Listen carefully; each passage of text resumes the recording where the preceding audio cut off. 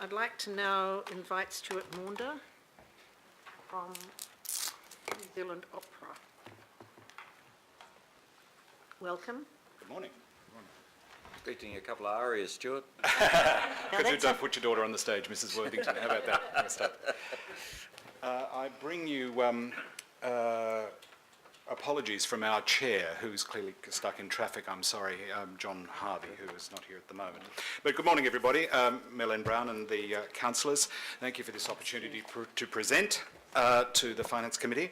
Look, I've just started my third year with this company, and never more than now, we at New Zealand Opera are proud to support this council's vision to make this town the world's most livable city. And of course, we believe that that includes, or should include, having a resident provider of opera in the many and varied theatres that you have in this gorgeous town. I'm also happy to report that for the first time in many years, we've posted a modest profit last year, and we're finally out of negative equity. And that's been by increasing our output. So we're basically performing our way to sustainability, I think, which is what an opera company should do. We're there to put on opera, we're there to engage audiences. And that, I have to say, is exactly in line with our new strategic plan. When I quote here, when I say, by reframing our program to include new and different opera experiences, New Zealand Opera expects to foster existing opera audiences and develop new ones, increase its box office income, attract more core funding, and increase philanthropic support. And the joy is that all seems to be happening for us at the moment. The company's increased its output across the country, but specifically in Auckland, and certainly not counting the 5 performances that we're doing with our co-producers here in Auckland. Our company's education and outreach programs have grown from 2,000 in 2013 to over 7,500 in 2015. And this year we're going to see at least 2,500 kids from the Auckland region see our new school show, Elizia de More, which starts on the road next week. Over 1,000 of them will attend our dress rehearsals this year, and of course most of those people will be experiencing opera for the very first time, so it's a very exciting time for us. Now, we believe that this company, New Zealand Opera, is a vital thread in the cultural fabric that makes up Auckland, and modern productions of the great works of the stage by the national company are part of what makes Auckland a memorable place to live and to visit. And for the company, it's of course great to perform in the grand environment that is the ASB Theatre across the road, as we're doing in June this year with the Magic Flute. And we're also branching out into the Civic later on for a piece called Sweeney Todd, Stephen Sondheim's Sweeney Todd, which will allow us to perform across the nation, including Christchurch. So we're offering Christchurch a second offering this year. The Town Hall, as Barb said earlier, is going to host Nixon in China tonight, one of the most thrilling operas that you could possibly go to here. And last week we were in the historic Mercury with Brass Poppies, a new New Zealand piece. So for our audience, it's a chance to hear and see some of the new works and of course great masterpieces in the way that they were meant to be seen and heard.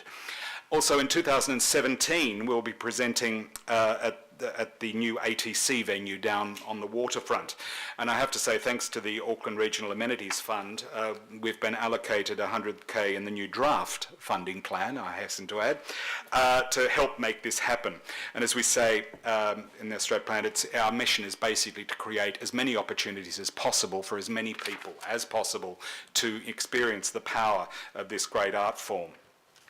Now, engagement with Auckland artists is, of course, a major part of our work, and we harness the wealth of talent by employing local performers, designers, technicians, and particularly the company's chorus here of local singers, often graduates from your tertiary institutions.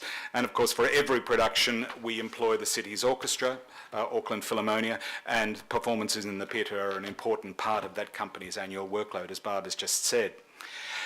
We also, at New Zealand Opera, we also have a policy of presenting as many New Zealanders as we possibly can in our works. Many, of course, have now thriving international careers, and it's very hard to have a career in opera living in New Zealand. And we endeavour to bring back as many Kiwis as we possibly can. This year, for example, we're bringing back 3 expats in the upcoming Magic Flute. There are 2 in Nixon in China downstairs, 6 in Sweeney Todd, and 5 in Brass Poppies. And we couldn't do this without the support of the Auckland Regional Amenities Fund. And it just might be worthwhile. I'm not sure how many of these faces are new around this table, but specifically for the record, just what you fund. You fund our rent in various areas, our Auckland office over in Merrill Drive and the Onehunga Technical Centre, some salary support and a lot of support for our education and outreach program in the Auckland areas. So this area out at Onehunga, the Onehunga Technical Centre, is basically our focus, our hub. Last year we prepared and built 6 separate operas, and we also rehearsed those operas. We've built the set and costumes for Tosca Magic Flute, our new Elizia d'Amore, Nixon in China and Brass Poppies. And one of our operas from the store, Madame Butterfly, was refurbished for performances down in Christchurch. The company has also built sets for some 5 other Auckland companies, and 20 separate education and outreach activities have taken place there, largely from technical colleges, primary schools and community groups. And we've been able to engage with many of the communities previously unaware of what the company actually does in this town. We've also provided the space as a rehearsal venue for some community groups, and we've also allowed the Opera Factory, which you may have heard has lost its premises. They now live within our confines. And I think the most important thing about OTC is that it provides the company with a focus. It means that we can do all of our education and outreach out there. That being said, March 2017 sees us having to move out of our current offices at Merrill Drive, and coincidentally the lease for the Technical Centre is also up in March of 2017. So we're currently considering our options, and our ideal, of course, would be to locate all of our activities and all of our staff under one roof. And I have to say, this room looks pretty good as a rehearsal venue. So if anybody knows of a spare building going, we'd love to hear from you, but we're looking at the moment. Across the way there. Okay, I'd love that. Oh, good morning. We've just been joined by John, our chair. So in addition, the Auckland Regional Amenities Fund was successful in gaining an increase in funding last year to engage an audience development officer, whose role basically it is to follow up everything that we do out there in the community, all of our participants in workshops, community projects, etc. And I have to say that is bearing fruit. New Zealand Opera is also continuing to provide Auckland audiences with the presentation of at least 2 main stage operas a year, and 3 in 2017, thanks to the extra funding recommended by the draft in this year.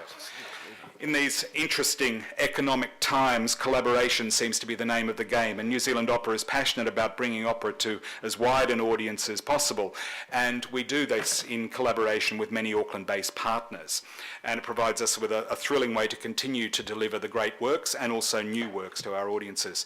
In 2016, we are represented twice in the Auckland Festival with Brass Poppies and with Nixon in China, and in the APO's season of Otello in Concert, where we're providing the chorus this year. We've also performed many concerts to a conservatively estimated audience of 3,000 at Dingle Dell in St Heliers and 500 at Massey Homesteads in Mangere as part of the Auckland Council's Music in Parks initiative. And together with that, we also performed to at least 250 in the Aotea Square as part of the Auckland Live Summer in the Square initiative. And the concert in Mangere was the first music in parks in that particular area, and we requested that we go to that area this year. The organisers were delighted with the turnout, and they're seriously considering adding another concert to the program, another opera concert in North Shore in 2017. I'm not sure whether I should have told you that. So that's all done through collaboration. And we, of course, hire major Auckland venues, and I have to say proudly so, and almost all of them we're putting into the situation next year. We believe that this local involvement fosters a strong sense of ownership in Auckland, and Auckland are turning up in increasing numbers to our productions. We have a very strong audience base, and of course that can always improve and build, and we are. So we at the Opera believe there's no doubt that all the grant monies that are allocated to this company come back are more than doubled in the services, the visitors to the city, local employment, etc. And the National Opera Company's presence here in Auckland means that the city can experience high quality operatic fare and experience it regularly. So we look forward to welcoming you all to the Aotea Centre in June this year with our joyous new production of The Magic Flute. And the bottom line is that piece probably encapsulates what this art form can do, which is to talk about the power of the music and how that power of music can actually change people. It's a glorious work, and one that we are very proud to present. So we thank Auckland Council for its continued support of this organisation, and advocate that it continues so that our programming can be strengthened and diversified for audiences beyond. So, ladies and gents, our chair, Mr. John Harvey. Welcome, Impeccable timing. welcome, John. I'm sure it's traffic in Auckland, which is what holds Yes. most of us up.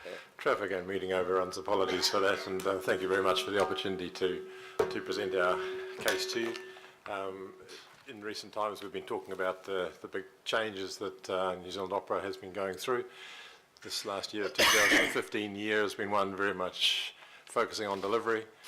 We've got the board refresh that's happened, we've had management refresh as well, and we really have been focusing on implementing the strategy, which we put a lot of effort into developing, and that has been going very well. So, you know, we've delivered more repertoire. We really have focused on delivery, as I say. So I really don't have much more to add from what Stuart has said, other than to thank you very much for the funding that you provide us with. You can see it's been well utilised.